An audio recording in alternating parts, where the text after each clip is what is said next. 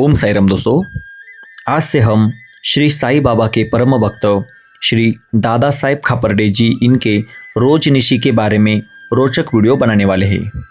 आज के वीडियो में हम पहले यह जान लेंगे कि दादा साहेब खापर्डे और उनकी यह रोजनिशी के बारे में छोटी सी जानकारी। रोजनिशी एक ऐसा लेखन प्रकार है कि यदि उसे ईमानदारी से लिखा गया हो तो वह इतिहास का एक साक्षीभूत दस्तावेज बन जाता है। दादा साहेब खापर्डे की रोजनिशी भी ऐसी ही एक साक्षीभूत ऐतिहासिक धरोहर है, क्योंकि उनके ईमानदार स्वभाव पर कभी कोई संदेह नहीं किया गया। उनके जीवन चरित्र को देखने पर उनके भीतर के सद्गुण, उनका सरल और निष्कपट स्वभाव स्पष्ट दिखाई देता है। उनका व्यक्तित्व अत्यंत समृद्ध था। वे जितने प्रसिद्ध वकील थे उतने ही समझदार और उदार विचारों वाले भी थे।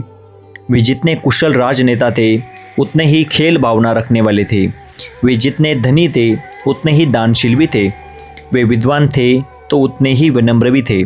वे वाद विवाद में निपुण थे, परंतु मन से अत्यंत शांत स्वभाव के थे। इसी कारण उनकी संपूर्ण रोजनिशी में से शिरडी में उनके प्रवास की रोजनिशी साईं भक्तों के लिए अत्यंत विशेष महत्व रखती है। शिरडी में बिताए प्रत्येक दिन का विवरण दादा साहेब खापर्डे जी ने छोटे छोटे वाक्यों में इस प्रकार लिखा है, मानो कोई कहानी सुनाई जा रही हो। उनका वर्णन इतना सजीव और विस्तारपूर्ण है कि ऐसा लगता है कि जैसे वह सब कुछ हमारी आंखों के सामने घटित हो रहा हो। श्री साईं बाबा देहाधारी रूप से जब शिरडी में थे तब दादा साहेब खापर्डे जी उस समय कुल 5 बार शिरडी आए थे। इस विशेष में अधिक जानकारी तथा दादा साहेब खापर्डे और उनकी पत्नी लक्ष्मीबाई खापर्डे के संक्षिप्त जीवन चरित्र को इस पुस्तक के परिशिष्ट में शामिल किया गया था।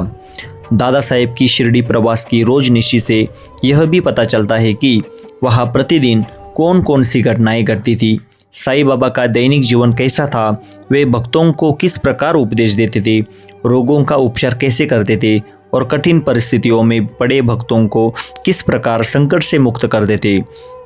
वे भक्तों को यह भी समझाती थी कि किसी भी विचार या कर्म से पहले यह समझना आवश्यक है कि मनुष्य को अपने किए हुए पुण्य और पाप के फल अपने कर्मों के अनुसार अगले जन्मों में भी भोगने पड़ते हैं।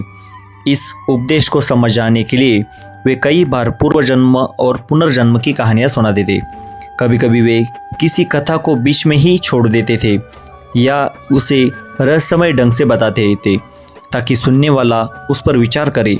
इस प्रकार से वे श्रोताओं को चिंतन करने और ग्रंथों के अध्ययन के लिए प्रेरित करते थे तथा उनकी बुद्धि का विकास करते थे। वे भक्तों को एक एक दूसरे की सहायता करने के लिए प्रेरित करते और उनकी हर प्रकार से चिंता भी दूर करते थे। इसलिए दादा साहेब के शिरडी प्रवास की यह रोजनिशी सचमुच एक साक्षीभूत दस्तावेज कहलाने योग्य है। इसका एक उदाहरण 19 जनवरी 1912 की घटना है, जब शिव साई भक्त मेघा के निधन के समय साईं बाबा ने जो विलाप किया और उस समय उनकी मनस्थिति कैसी थी, उसका वर्णन अत्यंत भावुक और हृदय को स्पर्श करने वाला है। तो मित्रों, कल से हम इस डायरी की जानकारी एक एक भाग के वीडियो में बनाने वाले हैं। आपको भी श्री साईं बाबा के जीवन की रहस्यमयी घटनाएं सुनने को मिलेगी, इसलिए हमारे चैनल को अवश्य सब्सक्राइब करें और वीडियो देखना ना भूलें। श्री दादा साहेब खापर्डे जी की यह रोजनिशी श्री साईं बाबा संस्थान के बुक स्टोर में अवेलेबल है। अगर आपको यह बुक खरीदना है तो अलग अलग भाषाओं में यह उपलब्ध है। आप शिरडी आने के बाद बुक लाइब्रेरी में जाकर यह रोजनिशी खरीद सकते हैं। ओम साई राम।